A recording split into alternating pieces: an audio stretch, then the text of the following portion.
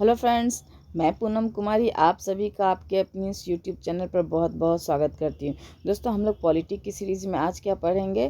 तो आज हम लोग पढ़ेंगे आपका नागरिकता, यानी नागरिकता संबंधित क्या क्या उपबंध जो है भारतीय संविधान में दिए गए हैं। दोस्तों, आज मूल रूप से हम लोग यही सब जानने का प्रयास करेंगे आज के इस वीडियो में। तो चलिए हम लोग पहले प्रश्न की ओर बढ़ते हैं। दोस्तों, पहला प्रश्न है हमारा कि भारतीय संविधान के किन अनुच्छेदों में नागरिकता संबंधी प्रावधान किए गए हैं? तो दोस्तों, भारतीय संविधान की अगर बात करें दोस्तों अनुच्छेद की, तो भारतीय संविधान के अनुच्छेद जो है 5 से 11 के बीच जो है आपका नागरिकता संबंधी जो है क्या किए गए हैं दोस्तों, उपबंध किए गए हैं। और अगर भाग की बात करें तो भाग की यानी 2 भाग में जो है, यानी भाग दूसरे में जो क्या किया गया दोस्तों, नागरिकता संबंधी उपबंध की जानकारी दी गई। यानी भाग 2 और आर्टिकल जो है आपका 5 से 11 के बीच जो है नागरिकता संबंधी जो जानकारी दी गई है।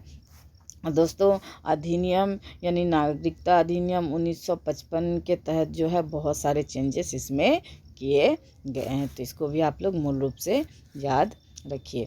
अगला प्रश्न है हमारा कि भारतीय संविधान निम्नलिखित में से कौन सी नागरिकता प्रदान करता है?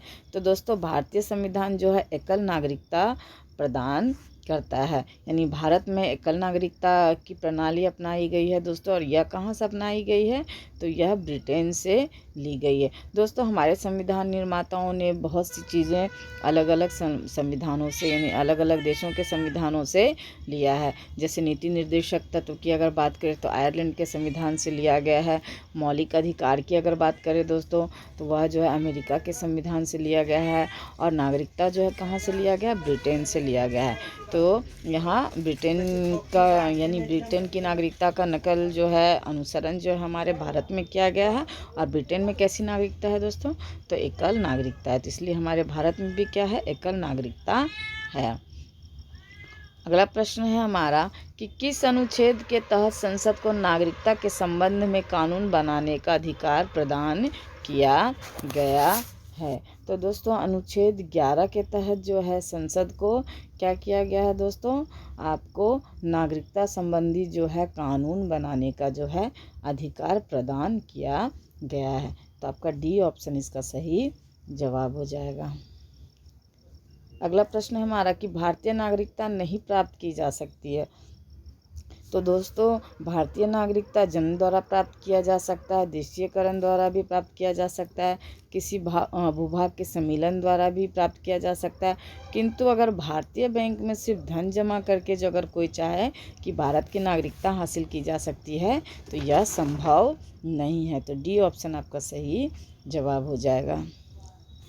अगला प्रश्न हमारा कि देशीयकरण द्वारा नागरिकता प्राप्ति का एक तरीका क्या है? तो दोस्तों, देशीयकरण द्वारा नागरिकता प्राप्ति का एक तरीका क्या है, यह बताना है हम लोगों को। तो देशीयकरण द्वारा नागरिकता प्राप्त करने के एक उदाहरण है दोस्तों, विदेशी पुरुष से विवाह करने पर।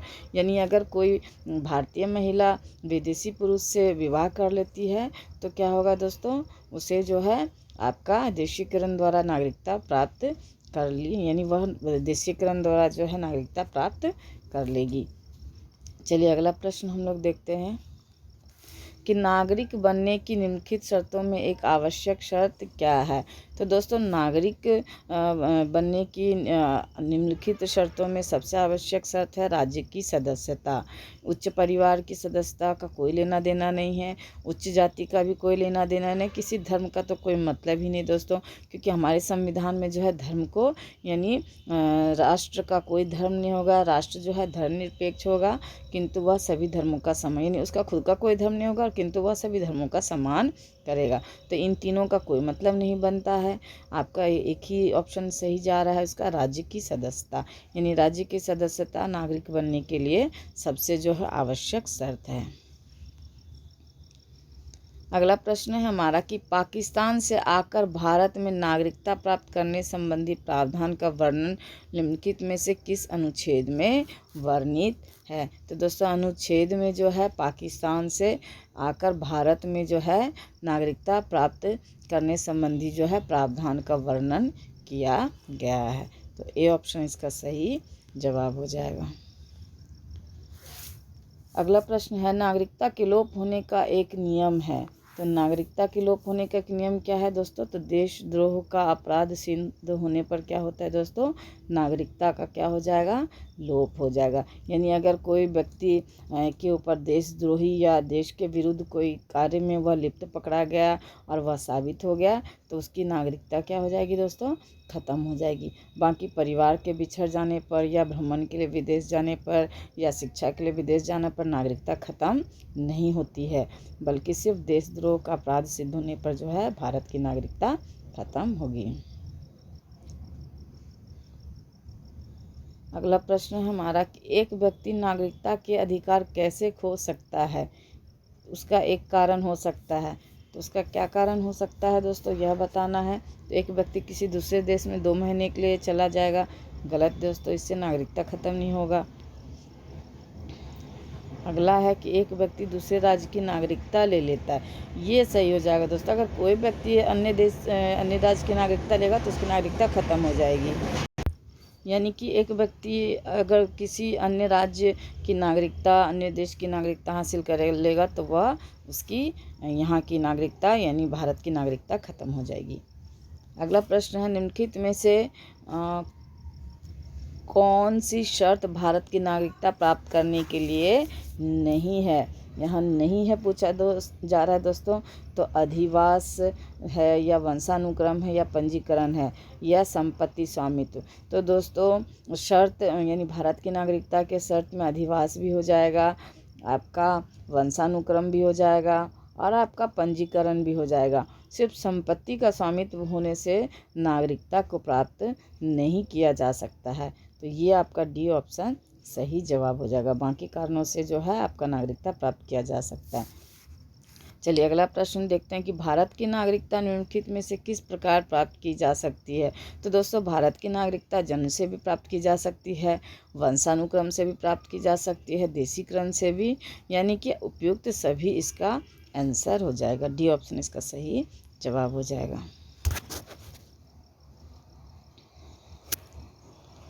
अगला प्रश्न हमारा, नागरिकता प्राप्त करने व खोने के विषय में विस्तार से चर्चा कहाँ की गई है? तो नागरिकता खोने और जो है आपका खोने के विषय में विस्तार से चर्चा कहाँ की गई है दोस्तों? तो आपका नागरिकता संबंधी जो अधिनियम है 1955 का, उसमें जो है खोने और पाने यानी दोनों संबंधी जो है जानकारी आपका दी गई है। इसका चर्चा किया, यानी किस प्रकार से नागरिकता को खोया जा सकता है और किस प्रकार से जो भारत की नागरिकता को प्राप्त किया जा सकता है, इन सभी का वर्णन कहाँ किया गया है दोस्तों? तो नागरिकता संबंधी जो अधिनियम है 1955 का, उसमें। अगला प्रश्न है हमारा कि नागरिकता संशोधन अधिनियम 1992 के अनुसार, तो नागरिकता संशोधन जो अधिनियम है 1992 के अनुसार क्या है दोस्तों? किसी भी बच्चे को भारत में जन्म लेने के कारण स्वतः भारतीय नागरिकता नहीं दी जाएगी, बिल्कुल दी जाएगी दोस्तों। वहाँ यानी कोई भी बच्चा भारत में जन्म लेगा तो वह क्या होगा? स्वतः ही भारत की नागरिकता प्राप्त कर लेगा। भारतीय पुरुष से विवाह करने वाली विदेशी महिला को भारतीय नागरिकता, यहाँ ये भी सही है दोस्तों, नागरिकता प्राप्त हो जाएगा। अगला है हमारा, भारत के बाहर पैदा होने वाले बच्चे को यदि उसकी माँ भारतीय है तो उससे भारतीय नागरिकता प्राप्त होगी। तो यह भी सही है दोस्तों। तो आपका उपयुक्त सभी हो जाएगा, यानी इन सभी तरीकों से जो है भारत की नागरिकता प्राप्त की जा सकती है। अगला प्रश्न है हमारा कि कितने वर्षों तक लगातार बाहर रहने पर नागरिकता समाप्त हो जाती है? तो दोस्तों 7 वर्ष तक अगर बिना किसी सूचना के, यानी भारतीय दूतावास में बिना किसी सूचना के अगर कोई व्यक्ति 7 वर्ष तक भारत से बाहर रहता है लगातार, तो उसकी क्या हो जाएगी दोस्तों? नागरिकता समाप्त हो जाएगी। तो इसको निश्चित रूप से याद रखिए। अगला प्रश्न है हमारा कि ऐसे सभी व्यक्ति जो उसके पश्चात भारत में जन्म ग्रहण किया हो, उन्हें जन्मजात भारतीय नागरिकता समझा जाएगा। यहाँ कुछ प्रिंटिंग मिस्टेक है दोस्तों, डैश होना चाहिए। तो यहाँ पे हो जाएगा क्या उत्तर दोस्तों? तो आपका हो जाएगा 15 अगस्त 26 जनवरी 1950।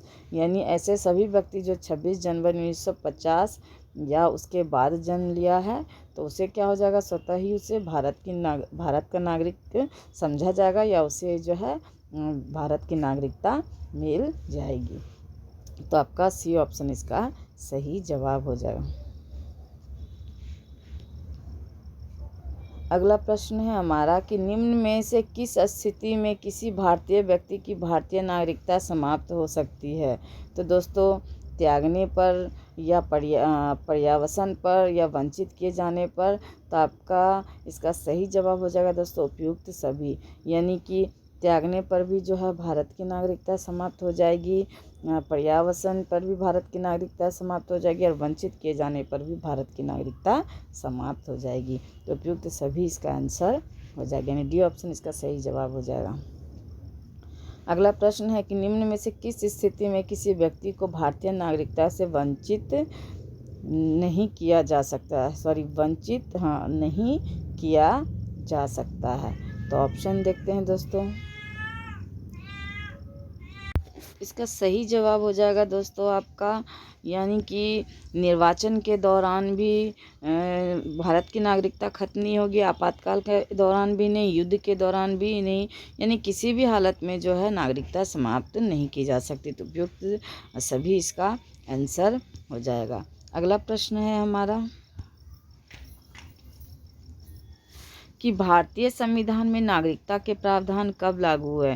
तो दोस्तों, भारतीय संविधान में नागरिकता के प्रावधान जो है आपको 1950 में लागू किए गए हैं। आपका 26 जनवरी 1950 में जो है भारतीय संविधान में जो है नागरिकता के प्रावधान लागू किए गए हैं। तो आपका ए ऑप्शन इसका सही जवाब हो जाएगा। अगला प्रश्न है हमारा